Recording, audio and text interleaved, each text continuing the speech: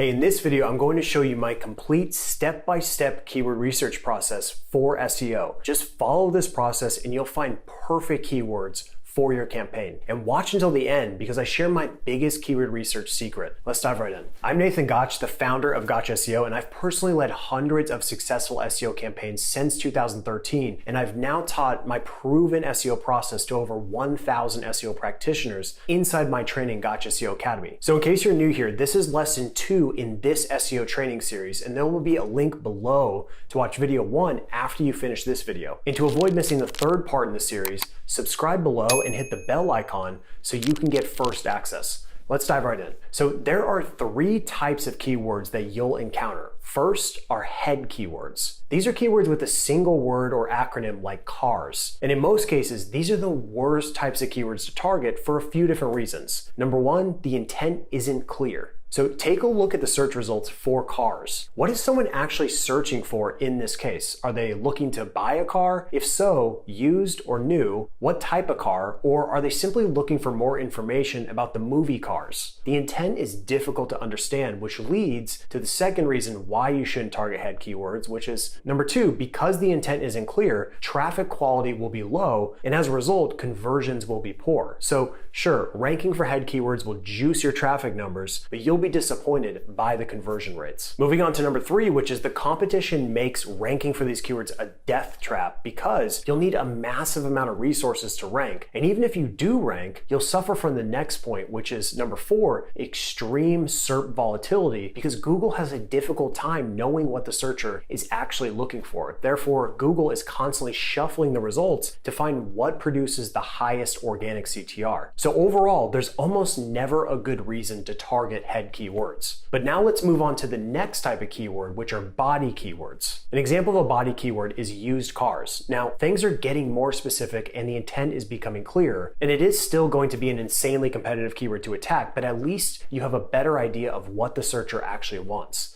Now, most body keywords will be no more than 2 to 3 words max, and they're often very competitive because they're the easiest to find, and therefore most competitors will invest heavy resources into them. And that's why it's usually best for most websites to focus on the third category of keywords, which are long tail keywords. Long tail keyword phrases will have 4 or more words like used cars, Douglas, Georgia. And as you can see, compared to the previous examples like cars or used cars, the intent for used cars, Douglas, Georgia is much clearer. And it's also a much less competitive keyword. For example, according to Semrush, cars has a 100% keyword difficulty. Used cars isn't much better with a 99% keyword difficulty, but used cars, Douglas, Georgia only has a KD percentage of 12, which will be much easier. Now, I talked about this in the previous video in the series, but the first phase of keyword selection should be 100% based on intent. Yes, keywords should have search volume, but cars has tremendous search volume with 823,000 searches every month, while used cars Douglas, Georgia only has 320 searches per month. But used cars Douglas, Georgia is a far superior option because A, it will produce a dramatically higher conversion rate and will likely generate more quality leads by volume, and B, it's lower competition, which means ranking for it will be more profitable overall. So now that you know the different types of keywords and how to think about intent, let me show you 3 awesome ways to find keyword opportunities. Number 1, your existing keyword profile. So the first place you should find keyword inspiration is from what you're already ranking for. And these keywords are the best because Google is already signaling that you're doing something right to show up. Now, go into Semrush and enter your domain into the search, go to organic research and click on positions. Now you'll have access to all of the keywords your website is ranking for within the top 100. And I like to categorize existing keywords into 3 different buckets. First, low-hanging fruits, which are keywords ranking from positions 2 to 15. And these are the keywords you should attack right away. Just click on the positions dropdown and go to the custom range. Enter 2 and 15 to see all of your low-hanging fruits. And to take it a step further, filter this set of keywords based on KD percentage. Start with 0 to 14% in the very easy range to find the lowest competition opportunities. Now, keep in mind, you'll need to prioritize keywords based on intent and relevance as well. More More on this in a second.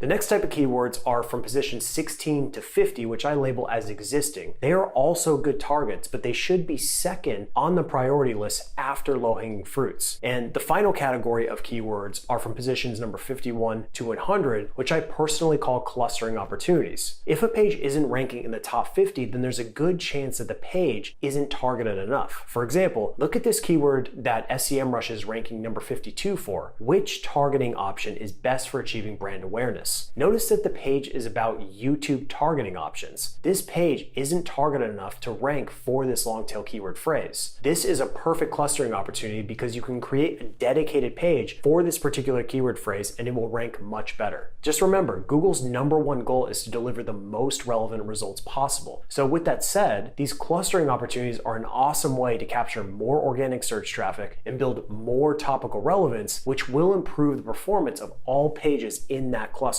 Take advantage of it. The next method for finding keyword opportunities is to use Semrush's keyword magic tool. So while in Semrush, go to the keyword research section and click on keyword magic tool. Now there's no right or wrong way to begin your search, but the key is to leverage the filters. So let's use SEO for example. This head keyword is extremely competitive and should be avoided pretty much at all costs. However, we can use it as a seed to find better opportunities. So let's use the filters to get started. I like to start with the lowest KD and then work my way up. So what you'll notice right away in this case is that there's a ton of irrelevant keywords, and you can combat this in two ways. First, set the language filter to only show the target language. In this example, it's English. And next, use the exclude filter to eliminate more irrelevant keywords. I've added 5 to this filter. And then at this point, you should be left with a nice pool of prospective keywords. Add each relevant keyword to your keyword list and then repeat this process going further up the KD ladder. And once you've tapped out all keywords specific to the broad topic of SEO or whatever your broad topic is, you should go to Wikipedia and look for relevant subtopics within the larger vertical. In the case of SEO, I found website traffic, sitemaps, keywords, inbound links, meta tags, and the list goes on and on. Use these as seed phrases to find even more untapped ideas in Semrush. So the two methods I just showed you are more than enough to build a large keyword database. However, to take it to the next level, I recommend taking advantage of Google's People Also Ask section, bringing me to point number 3, which is use alsoasked.com. This tool is incredible for finding all phrases from Google's People Also Ask section, and these long tail keyword phrases are a powerful way to build topical relevance and attack keywords that no one else is paying attention to. So how do I know that? Well, because most of these phrases won't have search volume in the traditional keyword research tools. However, you can conclude that these are real searches occurring on Google because Google wouldn't show them as options in the first place. In short, the People Also Ask section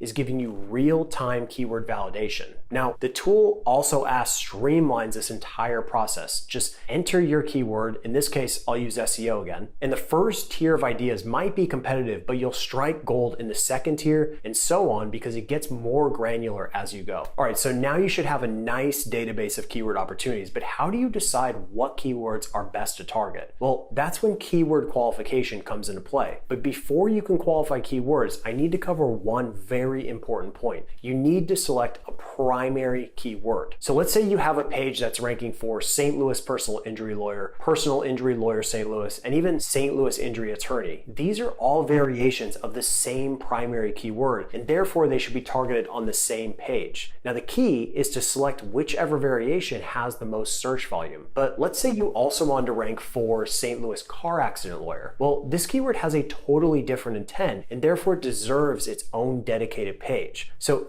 as you go through the following process, just remember, one primary keyword per page. So with that said, there are several key factors that should help you filter through your list of keywords. Number one, your current position. So if you have existing keywords that are ranking well, these should be prioritized. Number two, minimum search volume. I recommend a minimum of 100 searches per month for most industries. However, if it's local, you may want to adjust this downward. Number three, keyword difficulty. So focus on low competition keywords first, and then work your way up as your site builds more topical authority and acquires more backlinks. Number four, focus on keywords with transactional intent first, and then work your way up the funnel to broader targets. Number 5, relevance. Always prioritize keywords that are hyper relevant to your core offerings. For example, if I sell SEO training, keywords like SEO training Boston are super important. However, a keyword like SEO tools isn't as important because it isn't directly relevant to my core offer.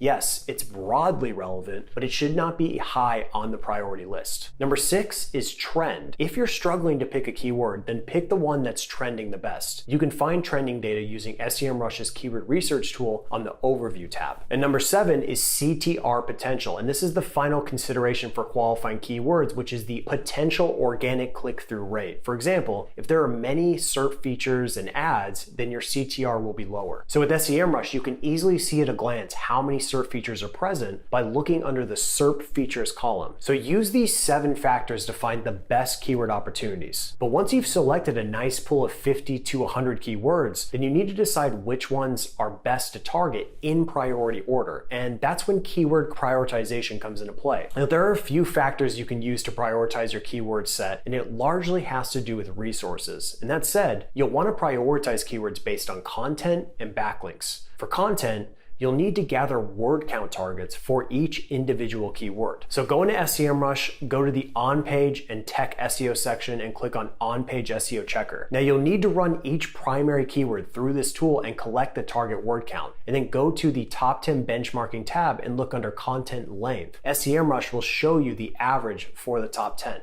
And this should be your target. And the goal is, by identifying the ideal length, it's going to help us estimate what our budget will be. The second part of prioritization is based on backlinks. Go to the keyword tool and find the primary keyword. In this case, I'll use used cars Douglas, Georgia. Scroll down to SERP analysis and look under ref domains, which stands for referring domains. This is the total number of unique domains linking to each ranking page. I recommend getting the overall average of these top 10 ranking pages. Repeat this process for every primary keyword. And let's just say it costs $300 to acquire a backlink based on time and resources. You can now estimate, based on content length and the total number of backlinks, how much it will cost to rank for this keyword. And then from there, you can prioritize keywords that have the lowest investment, or in other words, which will be the most profitable to rank for. So that is how you do keyword research like an SEO pro. Now, the next phase of the SEO process is to conduct a complete step-by-step SEO audit. And don't worry, you don't need a PhD in computer science to conduct an audit. You just need to know what to look for and how to prioritize what you find. And that's what will be the focus of the next video in this free SEO training series.